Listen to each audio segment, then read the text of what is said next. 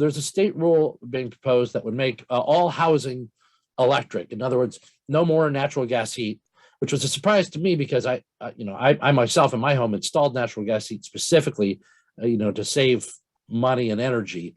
And now, hearing that this is supposed to be a bad thing surprised me. Tell us about how this proposed rule came about and what's wrong with it.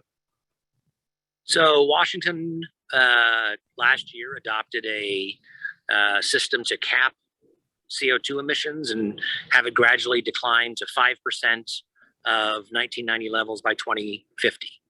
This, from the State Building Code Council, is an effort to promote that and they've already made commercial, they're trying to make residential construction all electric. So to eliminate natural gas, to meet those CO2 reductions. The problem is, there's several problems. One of the problems is that it doesn't increase CO2 reductions. In other words, it just simply implements the existing cap. It doesn't add to total CO2 reductions. What was interesting is that in the proposals, the members of the State Building Code Council were told that this would reduce CO2 emissions. CO2 emissions are going to be reduced one way or the other. What the State Building Code Council simply wants to say is you're going to be forced to do it the way we want you to do it, even if there are better ways to do it. And in fact, there are probably better ways to do it. So what was interesting is in the original proposal to ban natural gas water heating and then ban natural gas home heating, is that it said that this would have no impact on housing affordability because it would actually be cheaper to build to these standards than using natural gas. Now, this is the old argument that there's just lots and lots of piles of money laying around and only government sees them and the builders don't see them. And if we have to force them to pick up that free money to build more efficiently. Obviously, that's not true, but their analysis showed that, and their analysis showed that it over time on utilities.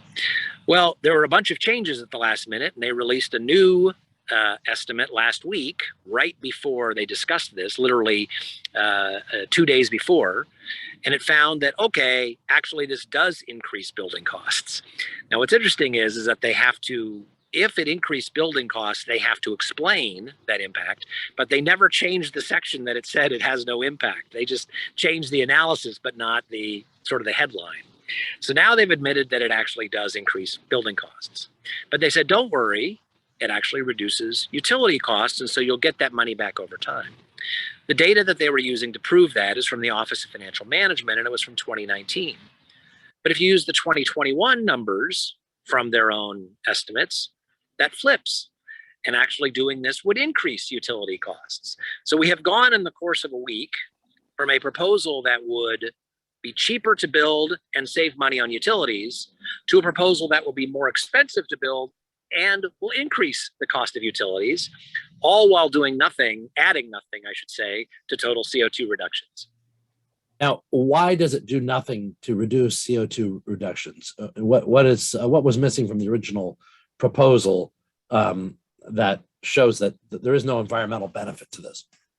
So Washington State has targets for CO2 reductions, and it cannot emit more than that. So if we run out of permits for gasoline or natural gas or other things like that, there's simply no more permits. Well, there's sort of an emergency clause, but in the long run, you have to meet those targets one way or the other. So how you implement that is up for debate. But whether you meet those targets is not. Now, I will say, I think those targets are wrong. I think that they are unscientific. I think they're based on a lot of misapprehensions, but that's as maybe. By any chance, are they divisible by 10? Shockingly, they have to be cut in half by 2030. So 50% by 2030. It's amazing, I know, that science is out exactly divisible by 10. So that is right. That's an indication that they are bogus. But if the State Building Code Council did literally nothing, we would still have to meet those same exact targets. We would just do it in a different way. So that's the problem is that the State Building Code Council wants to have its cake and eat it too. They want to claim that they're reducing CO2 emissions, which they are not, and all the same time, want to say, oh, but you'll save energy, or you'll save, costs, which you won't. So unfortunately, we made those arguments last Friday, and they went ahead and adopted the requirement for no natural gas water heating. And then the meeting earlier today, where I testified, they were considering applying that also to heating as well. So we will see what they decide. It's fascinating to me how they do this kind of thing, knowing that it's going to increase the cost, and in the face of the evidence that you just described, that negates all of the previous reasons for the rule. And as you point out, if you make these predictions that you're going to have these cost savings and you're wrong within 18 months or so, I mean, less than 2 years, maybe you should have a more humble approach to creating mandates on how people should do things. I mean, as you point out, if you're a builder and you want to save money and you figured out a way to do it with natural gas, you'll do that. If you figure out the electricity is the way to go, you'll do that.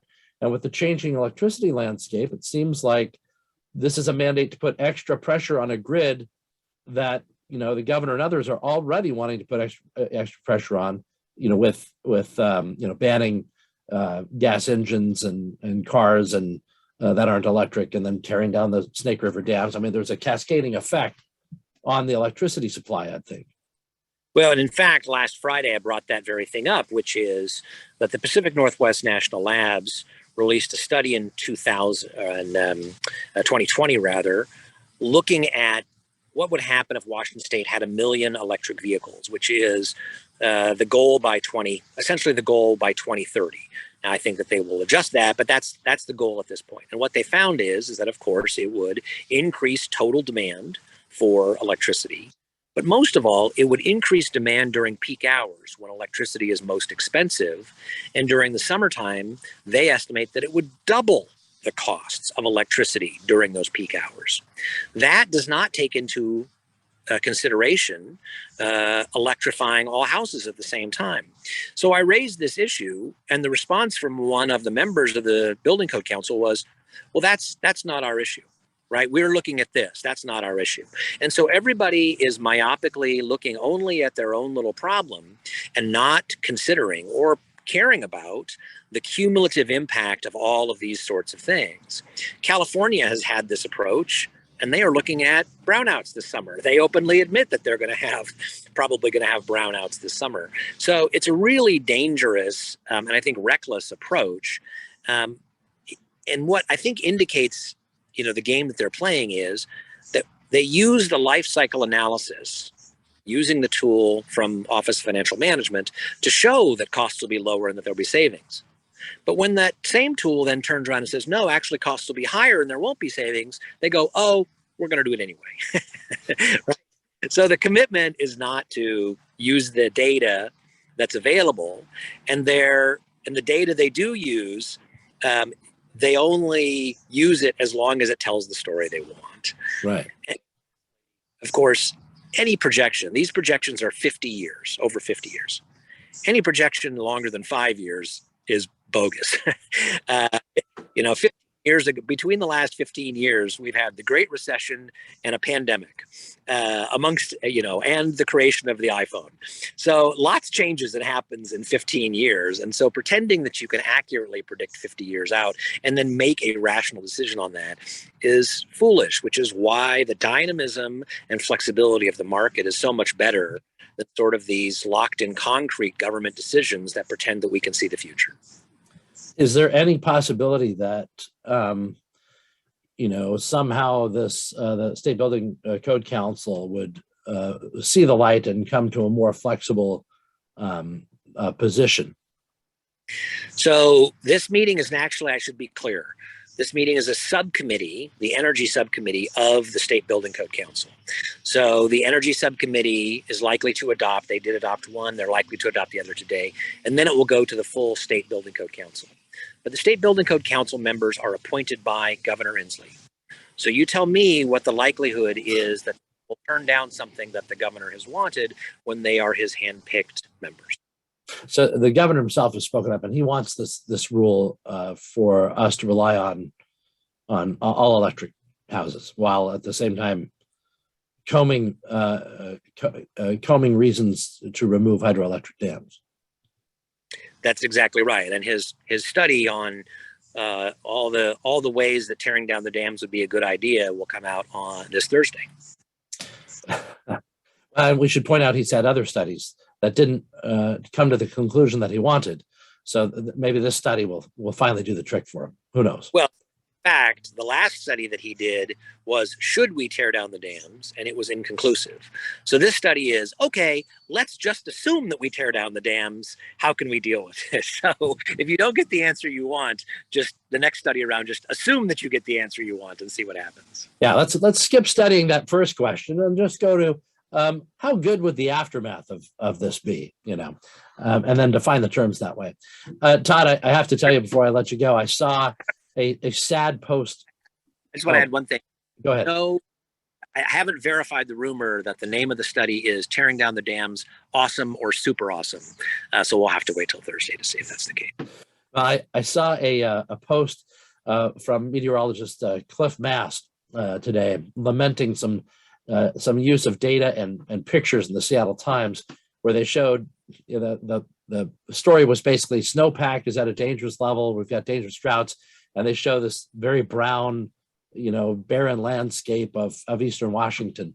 And Mass shares a picture that was taken last week of a similar area that's lush and green, and points out that the moisture level is higher than is about normal everywhere, and the reservoirs are higher than normal just about everywhere in Eastern Washington because of the moist and cool and rainy spring.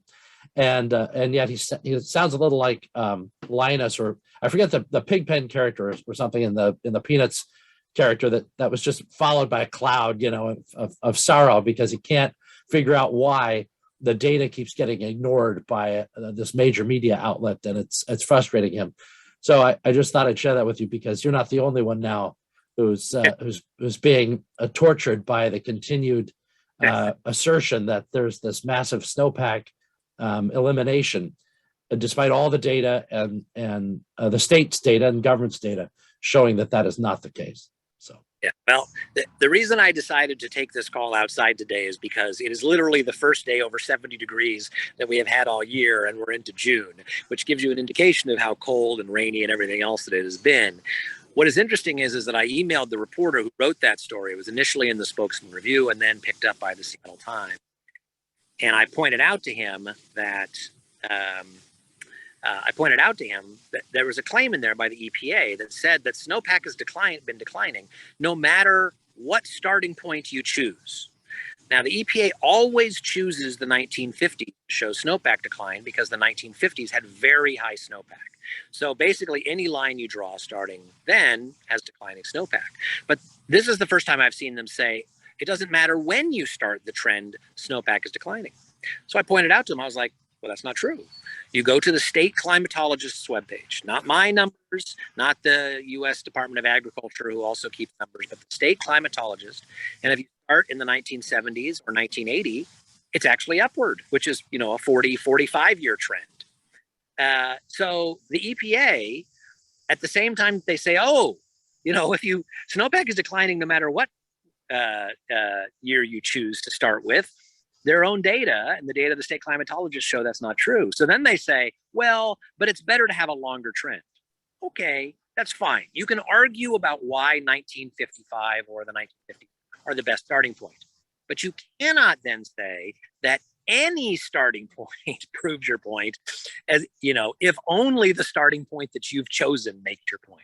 And I think those are the really frustrating games. And the EPA knows that reporters don't like to question them. They don't like to say, well, I don't think that's true. The EPA says, we're the EPA, we know best, and this is the truth. And unfortunately, there's a lot of reporters who will simply repeat that. So they just get to keep using the outlier of the 1950s and then say, look at this disaster, and then make that that further claim, saying anywhere along the line, it shows that we're headed for climate disaster and snowpack disaster. And when they're proven wrong, they say, yeah, but still. And that's it. It's the yeah, but still scientific conclusion, possibly divisible by 10. It's called Mott and Bailey. And what a Mott and Bailey argument is that they say, we are true under any circumstances. And then you say, well, no, that's not true. Under these circumstances, you're not right. It's like, well, but okay, if we retreat to this argument, then we're still correct, right? So you make a broad sweeping claim. And then when it's proven wrong, you still say, well, but if I retreat to this more narrow argument, then I'm still right. It's common. What happens is that they do it because they can get away with it, and they are rarely called on it. That's the frustrating thing. And it's why our discussion about climate is bad, even though I readily admit that we should do things to reduce the risk of climate change. Having a discussion with actual data and actual numbers is really difficult. Let me go through some rapid fire questions for you since they came in and you can't stay to the end for questions. This is from Mark. Are there any other states adopting similar restrictions to the source of fuel for heating of either of water or homes? I don't know if there are others that have adopted the specific type of regulations that we are looking at. I would not be surprised if California did. California went even further and mandated rooftop solar, which is super expensive and super inefficient, which I think would be an even dumber policy than the one we've adopted. So it wouldn't be surprising to me if they had done it, but I don't know specifically. This is from Joanna. This discussion is so helpful. Thank you, Todd. Would it be beneficial to increase our water storage capacity, either the size or quantity of reservoirs? Could this help with generating electricity through dams as well as water usage for residents? Absolutely. We definitely need to do that. Washington State, there are still parts of Washington State, despite our very cold and rainy winter, even in Eastern Washington, that are in drought, where the soil is low. And so we're going to need to deal with that, and that's not going to get better. What's interesting, though, is that even if snowpack declines in the future, precipitation may increase. So we're going to, rather than storing that precipitation as snow, we're going to need to find a way to store it as water. And that's, increase reservoirs, things like that. Next question. Didn't the governor recently settle a lawsuit about stacking the state building code council membership? He did, actually. So the Building Industry Association of Washington, BIAW, has a seat on that council. The governor ignored their appointment. It's basically supposed to be a formality. They're supposed to choose, and he's supposed to appoint them. The governor, choosing the BIAW person, chose his own sort of left-wing environmental person. BIAW sued and won. And not only did they get their person, but the glorious taxpayers of Washington graciously paid BIAW $70,000 for the governor's arrogance. And last question, will home and building owners be required to replace their existing gas, space, and water heating with electric heat pumps? And who will pay for the increased transformer, electrical panel, wiring, ductwork sizes, etc.? So that's a good question. No, the retrofits are not required. This is for new construction. And the cost of all the additional panels, wiring for solar, other things like that they're looking to do. So I don't know that the wiring for solar is included in this, but there is increased electrical demand. All of those costs are added to the cost of construction, which by the analysis